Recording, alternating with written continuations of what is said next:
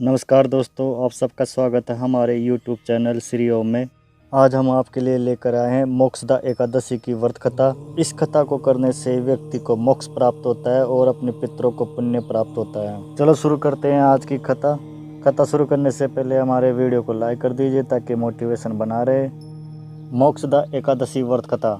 मोक्षदा एकादशी का हिंदू शास्त्रों में विशेष महत्व है। कहते हैं कि मोक्षदा एकादशी का व्रत रखने से व्यक्ति को मोक्ष की प्राप्ति होती है। साथ ही इस एकादशी का व्रत रखने से पितरों को भी पुण्य मिलता है। लेकिन मोक्षदा एकादशी का व्रत उसकी कथा के बिना अधूरा रहता है। यहाँ पढ़े मोक्षदा एकादशी व्रत की कथा विस्तार से।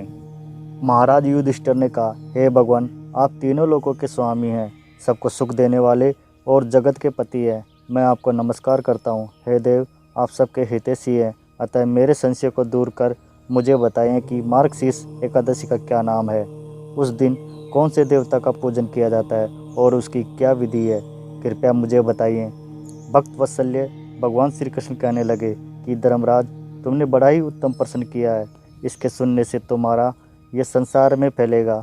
मार्गशीर्ष शुक्ल एकादशी अनेक पापों को नष्ट करने वाली है। इसका नाम मोक्षदा एकादशी है। इस दिन दामोदर भगवान की धूप दीप नैवेद्य आदि से भक्ति पूर्वक पूजा करनी चाहिए। अब इस विषय में मैं एक पुराणों की कथा कहता हूँ। गोकुल नाम के नगर में बेखानस नामक राजा राज्य करता था। उसके राज्य में चारों वेदों के ज्ञाता ब्राह्मण रहते थे। वह राजा अपनी प्रजा का पुत्रवत पालन करता था। एक बार रात्रि में राजा ने एक स्वप्न देखा कि उसके पिता नरक में हैं। उसे बड़ा आश्चर्य हुआ। प्रातः वह विद्वान ब्राह्मणों के पास गया और अपना स्वप्न सुनाया। कहा, मैंने अपने पिता को नरक में कष्ट उठाते देखा है। उन्होंने मुझे कहा है कि हे पुत्र, मैं नरक में पड़ा हूँ, यहाँ से तुम मुझे मुक्त कराओ। जब से मैंने ये वचन सुने हैं तब से मैं बहुत बेचैन हूँ। चित्त में बड़ी अशांति हो रही है। मुझे इस राज्य, धन, पुत्र, स्त्री, हाथी, घोड़े आदि में कुछ भी सुख प्राप्त नहीं होता। क्या करूँ? राजा ने कहा, हे ब्राह्मण देवताओं, इस दुख के कारण मेरा सारा शरीर जल रहा है। अब आप कृपा करके कोई तप, दान, व्रत आदि ऐसा उपाय बताइए जिससे मेरे पिता को मुक्ति मिल जाए। उस पुत्र का जीवन व्यर्थ है जो अपने माता पिता का उद्धार न कर सके। एक उत्तम पुत्र जो अपने माता पिता तथा पूर्वजों का उद्धार करता है वह 1000 मूर्ख पुत्रों से अच्छा है। जैसे एक चंद्रमा सारे जगत में प्रकाश कर देता है परंतु हजारे तारे नहीं कर सकते। ब्राह्मणों ने कहा, हे राजन, यहाँ पास ही भूत, भविष्य, वर्तमान के ज्ञाता पर्वत ऋषि का आश्रम है। आपकी समस्या का हल वे जरूर करेंगे। ऐसा सुनकर राजा मुनि के आश्रम पर गया। उस आश्रम में अनेक शांत चित्त योगी और मुनि तपस्या कर रहे थे। उसी जगह पर्वत मुनि बैठे थे। राजा ने मुनि को साष्टांग दंडवत किया। मुनि ने राजा से सांगोपांग कुशल पूछी। राजा ने कहा कि महाराज, आपकी कृपा से मेरे राज्य में सब कुशल है, लेकिन अशक्त मेरे चित्त में अत्यंत अशांति होने लगी है। ऐसा सुनकर पर्वत मुनि ने आंखें बंद की और भूत विचारने लगे।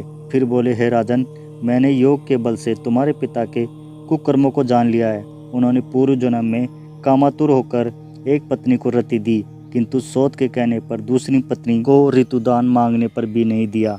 उसी पाप कर्म के कारण तुम्हारे पिता को नरक में जाना पड़ा। तब राजा ने कहा, इसका कोई उपाय बताइए। मुनि बोले, हे राजन, आप मार्गशीर्ष एकादशी का उपवास करें और उस उपवास को पुण्य को अपने पिता को संकल्प करें। इसके प्रभाव से आपके पिता की अवश्य नरक से मुक्ति होगी।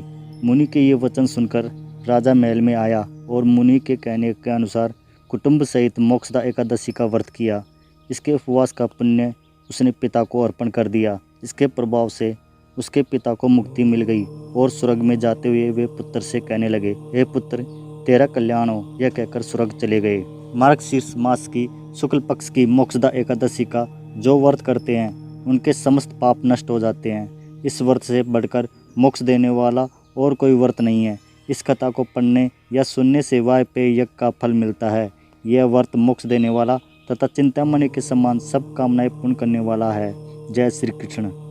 हमारी यह कथा आपको कैसी लगी कमेंट्स करके ज़रूर बताना।